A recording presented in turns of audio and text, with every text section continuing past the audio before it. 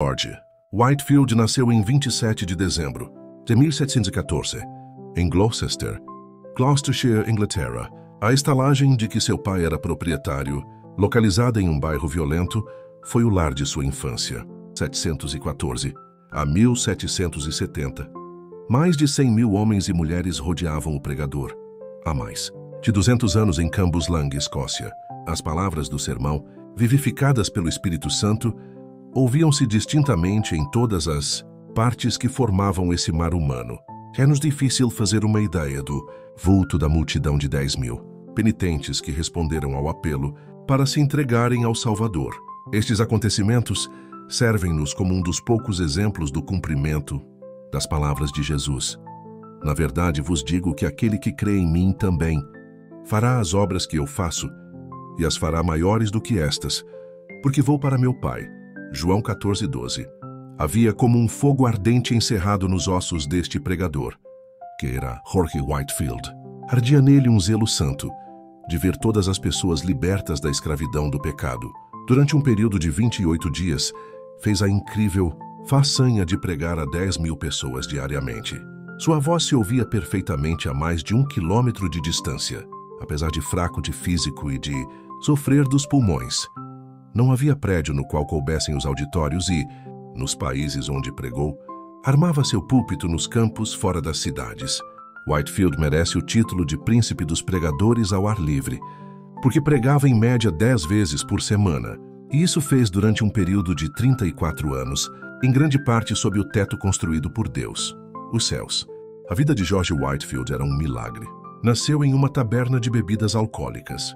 Antes de completar 3 anos, seu pai faleceu. Sua mãe casou-se novamente, mas a George foi permitido continuar os estudos na escola. Na pensão de sua mãe, fazia a limpeza dos quartos, lavava roupa e vendia bebidas no bar. Estranho que pareça, e apesar de não ser salvo, interessava-se grandemente pela leitura das Escrituras, lendo a Bíblia até alta noite, preparando sermões. Na escola era conhecido como orador. Sua eloquência era natural e espontânea, um dom extraordinário de Deus, dom que possuía sem ele mesmo saber. Custeou os próprios estudos em Pembroke College, Oxford, servindo como garçom em um hotel. Depois de estar algum tempo em Oxford, ajuntou-se ao grupo de estudantes a que pertenciam João e Carlos Wesley. Passou muito tempo, como os demais do grupo, jejuando e esforçando-se para mortificar a carne, a fim de alcançar a salvação, sem compreender que a verdadeira religião é a união da alma com Deus e a formação de Cristo em nós. Acerca da sua salvação, escreveu algum tempo antes de morrer: sei o lugar onde, todas as vezes que vou a Oxford, sinto-me impelido a ir primeiro a este lugar, onde Jesus se revelou a mim, pela primeira vez, e me deu o novo nascimento. Com a saúde abalada, talvez pelo excesso de estudo, George voltou à casa para recuperá-la. Resolvido a não cair no indiferentismo, inaugurou uma classe bíblica para jovens que, como ele, desejavam orar e crescer na graça de Deus. Visitavam diariamente os doentes e os pobres e, frequentemente, os prisioneiros nas cadeias, para orarem com eles e prestarem-lhes qualquer serviço manual que pudessem. George tinha no coração um plano que consistia em preparar 100 sermões e apresentar-se para ser separado para o ministério. Porém, quando havia preparado apenas um sermão, seu zelo era tanto que a igreja insistia em ordená-lo, tendo apenas 21 anos, apesar de ser regra não aceitar ninguém para tal cargo, com menos de 23 anos. O dia antes da sua separação para o ministério, passou-o em jejum e oração. Acerca desse fato ele escreveu: à tarde, retirei-me para um alto perto da cidade, onde orei com instância durante 2 horas, pedindo a meu favor, e também por aqueles que estavam para ser separados comigo. No domingo, levantei-me de madrugada e orei sobre o assunto da epístola de Paulo a Timóteo, especialmente sobre o preceito: ninguém despreze a tua mocidade. Quando o ancião me impôs as suas mãos, se meu vil coração não me engana, ofereci todo o meu espírito, alma e corpo para o serviço no santuário de Deus. Posso testificar, perante os céus e a terra, que dei-me a mim mesmo, quando o ancião me impôs as mãos, para ser um mártir por aquele que foi pregado na cruz em meu lugar. Os lábios de Whitefield foram tocados pelo fogo divino do Espírito Santo na ocasião da sua separação para o ministério. No domingo seguinte, naquela época de gelo espiritual, pregou pela primeira vez. Alguns se queixaram de que 15 dos ouvintes enlouqueceram ao ouvirem o sermão. O ancião, porém, compreendendo o que se passava, respondeu que seria muito bom se os 15 não se esquecessem da sua loucura antes de chegar o outro domingo. Whitefield nunca se esqueceu nem deixou de aplicar a si as seguintes palavras do Dr. Delaney: desejo, todas as vezes que subir ao púlpito, considerar essa oportunidade como a última que me é dada de pregar e a última dada ao povo de ouvir. Alguém assim escreveu sobre uma de suas pregações: quase nunca pregava sem chorar, e sei que as suas lágrimas eram sinceras. Ouvi-o dizer: vós me censurais porque choro. Mas como posso conter-me quando não chorais por vós mesmos? Apesar das vossas almas mortais estarem à beira da destruição, não sabeis se estáis ouvindo o último sermão ou não, ou se jamais tereis outra oportunidade de chegar a Cristo. Chorava às vezes, até parecer que estava morto e custava a recuperar as forças. Disse que os corações da maioria dos ouvintes eram derretidos pelo calor intenso de seu espírito, como prata na fornalha do refinador. Quando estudante no colégio de Oxford, seu coração ardia de zelo e pequenos grupos de alunos se reuniam no seu quarto diariamente. Eles eram movidos, como os discípulos logo depois do derramamento do Espírito Santo no Pentecoste. O Espírito continuou a operar poderosamente nele e por ele durante o resto da sua vida, porque nunca abandonou o costume de buscar a presença de Deus. Dividia o dia em 3 partes: 8 horas sozinho com Deus e em estudos, 8 horas para dormir e as refeições, 8 horas para o trabalho entre o povo. De joelhos lia e orava sobre as leituras das Escrituras e recebia luz, vida e poder. Lemos que numa das suas visitas aos Estados Unidos, passou a maior parte da viagem a bordo sozinho em oração. Alguém escreveu sobre ele: seu coração encheu-se tanto dos céus que anelava por um lugar onde pudesse agradecer a Deus. E sozinho, durante horas, chorava comovido pelo amor consumidor do seu Senhor. Suas experiências no ministério confirmavam a sua fé na doutrina do Espírito Santo. Como o Consolador ainda vivo, o poder de Deus operando atualmente entre nós. A pregação de George Whitefield era feita de forma tão vivida que parecia quase sobrenatural. Conta-se que certa vez, pregando a alguns marinheiros, descreveu um navio perdido num furacão. Tudo foi apresentado em manifestações tão reais que, quando chegou ao ponto de descrever o barco afundando, alguns marinheiros pularam dos assentos gritando: "As baleeiras! As baleeiras!" Em outro sermão falou acerca de um cego andando na direção de um precipício desconhecido. A cena foi tão real que, quando o pregador chegou ao ponto de descrever a chegada do cego, à beira do profundo abismo, o camareiro Mor Chesterfield, que assistia, deu um pulo gritando: "Meu Deus!" Ele desapareceu. O segredo, porém, da grande colheita de almas salvas não era a sua maravilhosa voz nem a sua grande eloquência. Não era também porque o povo tivesse o coração aberto para receber o Evangelho, porque era tempo de grande decadência espiritual entre os crentes. Também não foi porque lhe faltasse oposição.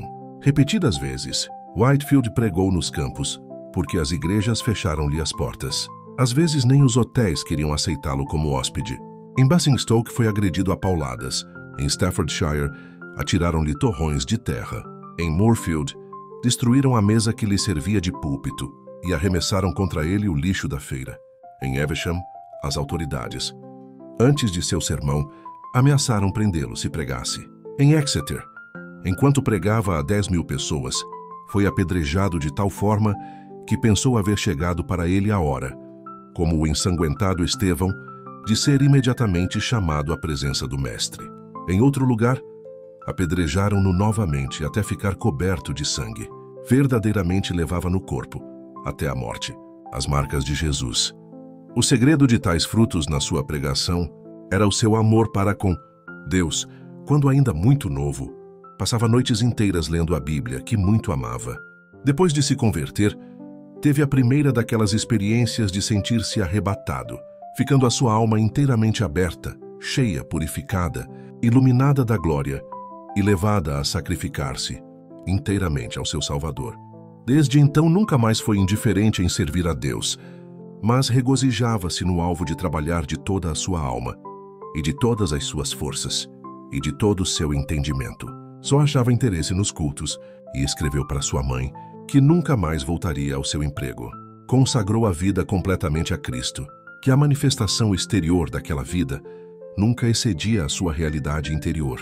Portanto, nunca mostrou cansaço nem diminuiu a marcha durante o resto de sua vida. Apesar de tudo, ele escreveu: "A minha alma era seca como o deserto. Sentia-me como encerrado dentro de uma armadura de ferro. Não podia ajoelhar-me sem estar tomado de grandes soluços e orava até ficar molhado de suor. Só Deus sabe quantas noites fiquei prostrado, de cama gemendo, por causa do que sentia e ordenando, em nome de Jesus, que Satanás se apartasse de mim. Outras vezes, passei dias e semanas inteiros prostrado em terra, suplicando para ser liberto dos pensamentos diabólicos que me distraíam.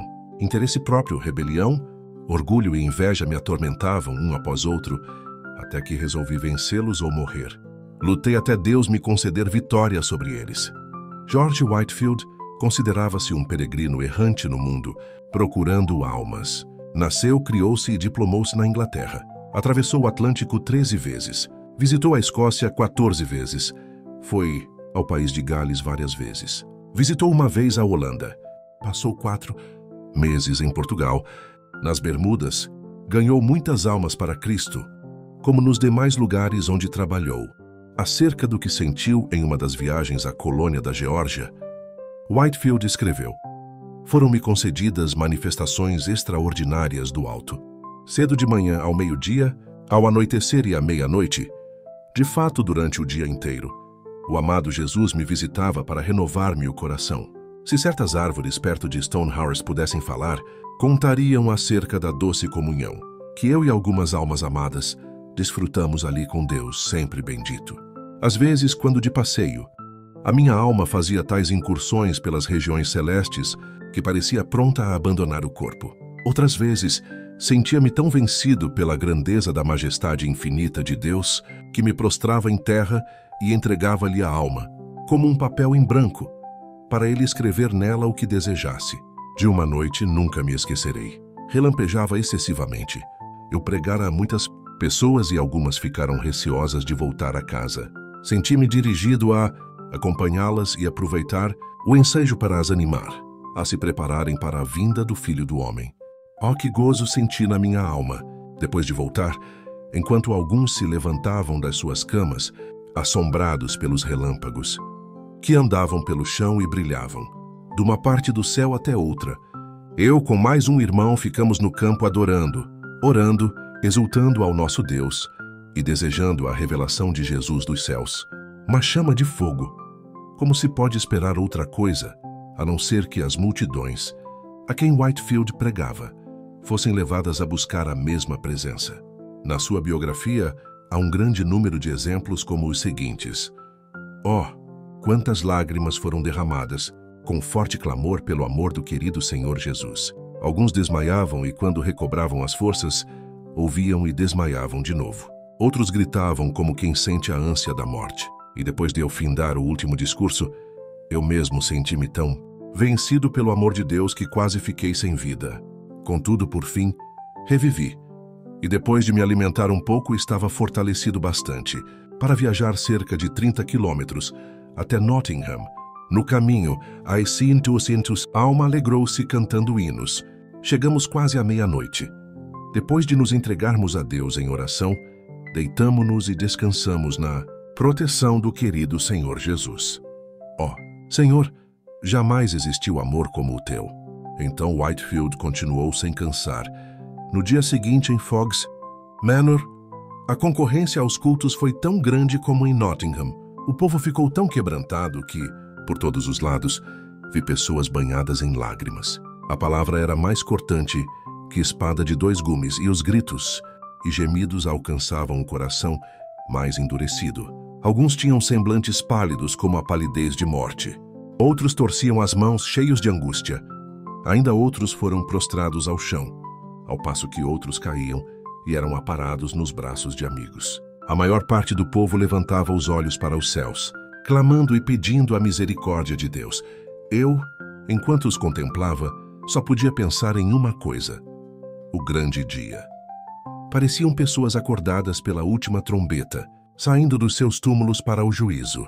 O poder da presença divina nos acompanhou até Basking Ridge, onde os arrependidos choravam e os salvos oravam lado a lado. Indiferentismo de muitos transformou-se em assombro. E o assombro, depois em grande alegria, alcançou todas as classes, idades e caracteres. A embriaguez foi abandonada por aqueles que eram dominados por esse vício. Os que haviam praticado qualquer ato de injustiça foram tomados de remorso. Os que tinham furtado foram constrangidos a fazer restituição. Os vingativos pediram perdão. Os pastores ficaram ligados ao seu povo por um vínculo mais forte de compaixão. O culto doméstico foi iniciado nos lares. Os homens foram levados a estudar a palavra de Deus e a terem comunhão com o seu Pai nos céus. Mas não foi somente os países populosos que o povo afluiu para o ouvir. Nos Estados Unidos, quando eram ainda um país novo, ajuntaram-se grandes multidões dos que moravam longe um do outro nas florestas. O famoso Benjamin Franklin, no seu jornal, assim noticiou essas reuniões. Quinta-feira, o reverendo Whitefield partiu de nossa cidade, acompanhado de 150 pessoas a cavalo, com destino a Chester, onde pregou a 7.000 ouvintes mais ou menos. Sexta-feira pregou 2 vezes em Williamstown a quase 5.000. No sábado, em Newcastle, pregou a cerca de 2.500.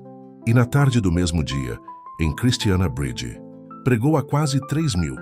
No domingo, em White Clay Creek, pregou 2 vezes, descansando uma meia hora entre os sermões a 8.000 pessoas, das quais cerca de 3.000 tinha vindo a cavalo.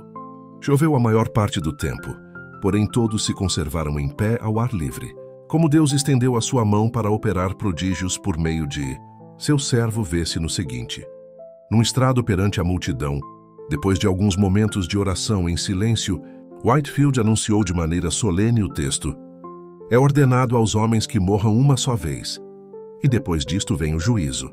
Depois de curto silêncio, ouviu-se um grito de horror, vindo de um lugar entre a multidão. Um pregador presente foi até o local da ocorrência para saber o que tinha acontecido. Logo voltou e disse: irmão Whitefield, estamos entre os mortos e os que estão morrendo. Uma alma imortal foi chamada à eternidade. O anjo da destruição está passando sobre o auditório. Clame em alta voz e não cesse. Então foi anunciado ao povo que um dentre a multidão havia morrido. Então Whitefield leu a segunda vez o mesmo texto. É ordenado aos homens que morram uma só vez. Do local onde a senhora Huntington estava em pé, veio outro grito agudo. De novo. Um tremor de horror passou por toda a multidão quando anunciaram que outra pessoa havia morrido.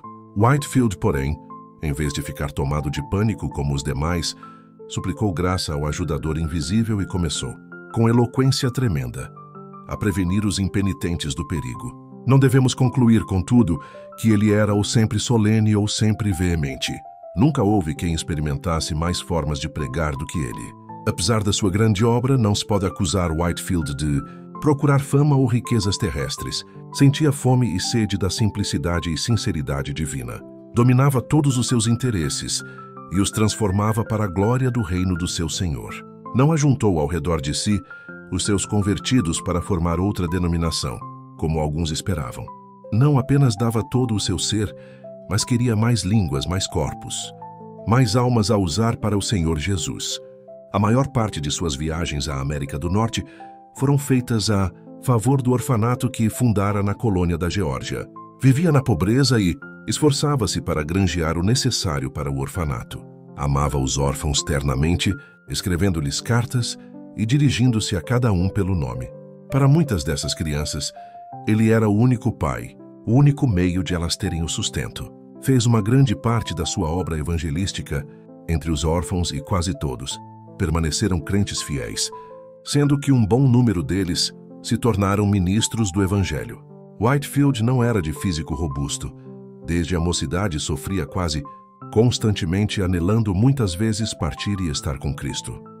A maior parte dos pregadores acham impossível pregar quando estão enfermos como ele.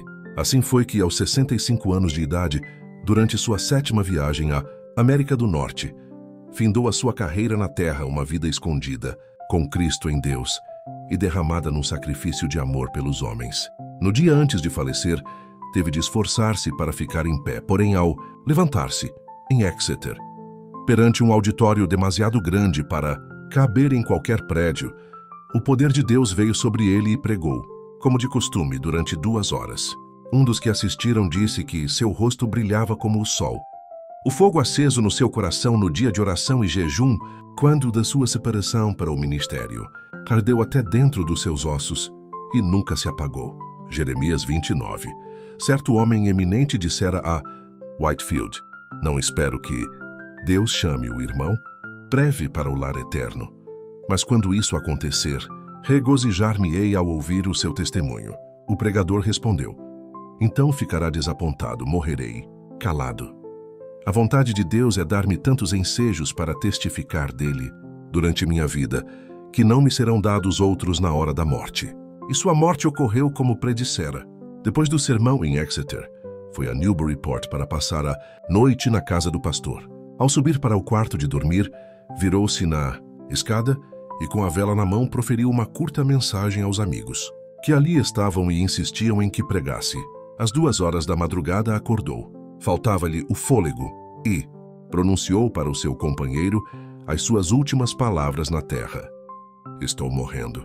No seu enterro, os sinos das igrejas de Newburyport dobraram e as bandeiras ficaram a meia haste. Ministros de toda a parte vieram assistir aos funerais.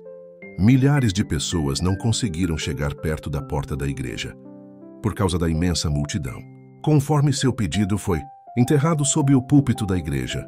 Se quisermos os mesmos frutos de ver milhares salvos, como George Whitefield os teve, temos de seguir o seu exemplo de oração e dedicação.